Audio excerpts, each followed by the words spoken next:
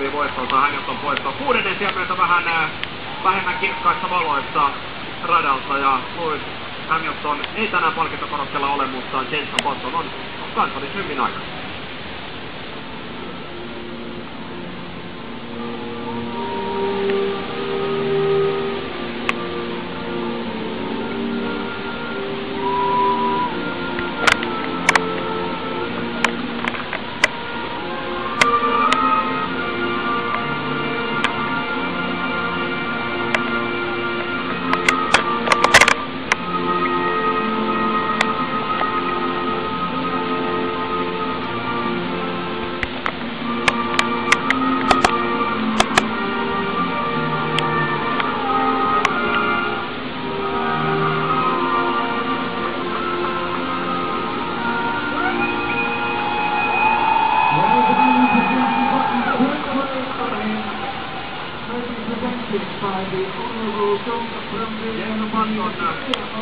Ja Shane Queen ja sitten voittajan palkinto. Sehän on perinteisesti täällä Jack Brabhamin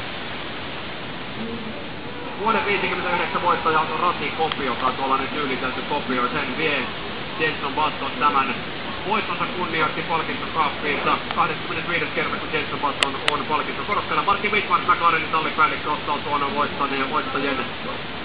voittajan palkinnon sitten vastaan.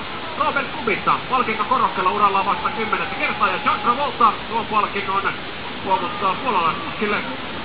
Felipe Massa on tänään 3. ja se on hänen 30. palkintokorokesijoituksensa ja 30. Ferrarilla edellä palkintokorokesijoituksessa Ferrarilla ainoastaan Lauda, Pari Kello ja Michael Schumacher, jolla näitä palkintokorokesijoituksia vähän enemmän kuin 30 Ferrarilla, kaikkien 116. Siihen on vielä hieman matkaa, mutta nyt on sitten champagnejuhlan aika.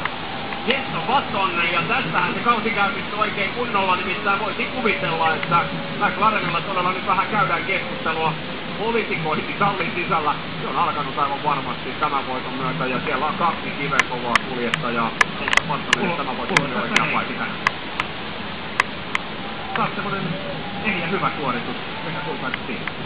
No joo, se oli kannesta positiivinen, päästiin maaliin ja se oli semmoinen tavoite ja uuden tallin niin pidettiin takana, että se oli ihan ok, mutta ehkä taktiikapuolella sitten ehkä erilainen Suomi ja mun mielestä me hävittiin liikaa, kun ajettiin yhdessä nämä pehmeät renkaat siinä alussa, niin ne ei toiminut, tai oikeastaan puolivälin jälkeen ne ei toiminut kovinkaan hyvin ja sitten tuli aina autoja omiin, että siinä palaa ihan hirveästi aikaa. Sillä pitää miettiä seuraavien kisoja tuossa jälkeen kautta, niin mä uskon, että jos yksi toppi lisää, niin olisi tullut aikaisemmin maaliin, mutta kaikin puolin muuten ihan jees, että siinä vaiheessa kun